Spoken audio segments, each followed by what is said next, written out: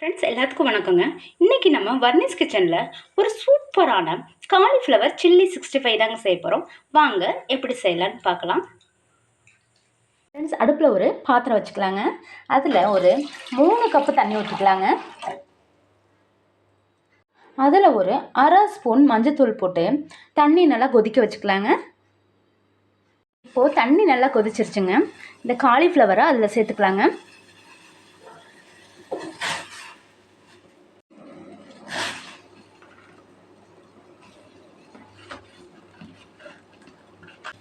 காலிஃப்ளவரை போட்ட உடனேயே அடுப்பை ஆஃப் பண்ணிடணுங்க.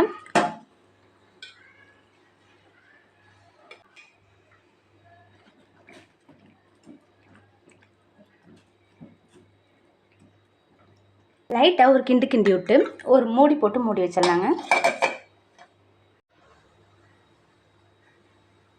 ஒரு பவுல் எடுத்துக்கலாங்க. அதில் 2 ஸ்பூன் கார்ன்ஃப்ளவர் மாவு எடுத்துக்கலாங்க. கடலை மாவு 2 ஸ்பூன் எடுத்துக்கலாங்க.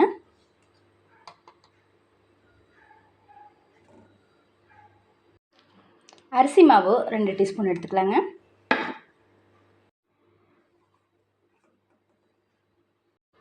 பெருங்காயத்தூள் கொஞ்சமாக சேர்த்துக்கலாங்க. காஷ்மீரி சில்லி பவுடர் 1 டீஸ்பூன் சேர்த்துக்கலாங்க. மல்லித்தூள் 1 டீஸ்பூன் சேர்த்துக்கலாங்க. ஜீரகத்தூள் ஒரு அரை டீஸ்பூன் சேர்த்துக்கலாங்க. உப்பு 1 டீஸ்பூன் சேர்த்துக்கலாங்க. பொடியை நறுக்குன கருவேப்பிலை கொஞ்சம் சேர்த்துக்கலாங்க.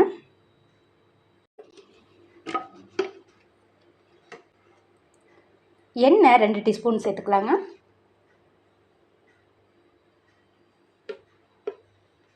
இப்போ இது எல்லாத்தையும் நல்லா மிக்ஸ் பண்ணிக்கலாங்க.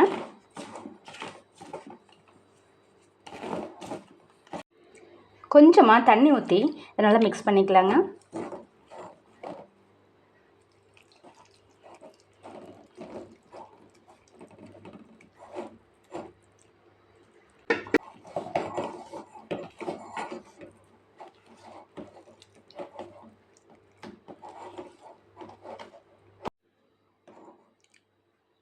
இந்த அளவுக்கு பதம் வர அளவுக்கு நல்லா மிக்ஸ் பண்ணிக்கலாங்க.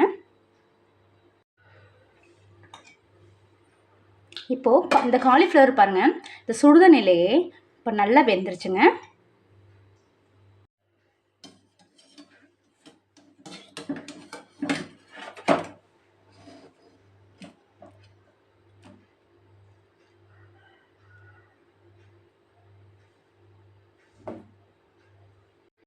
இப்போ காலிஃப்ளவரையும் இந்த மசாலாவிலே சேர்த்து நல்லா மிக்ஸ் பண்ணிக்கலாங்க.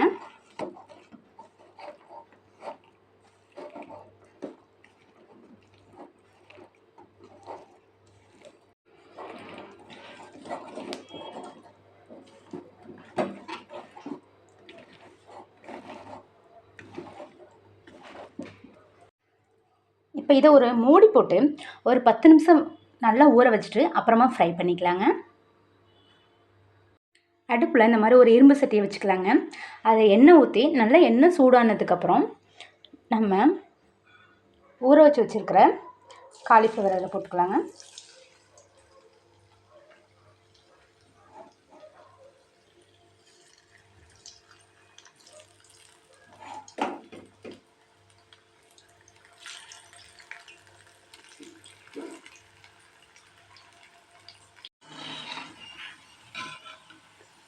பாருங்கள் ஃப்ரெண்ட்ஸ், நம்மளோட காலிஃப்ளவர் 65 சூப்பராக ரெடி ஆயிடுச்சுங்க.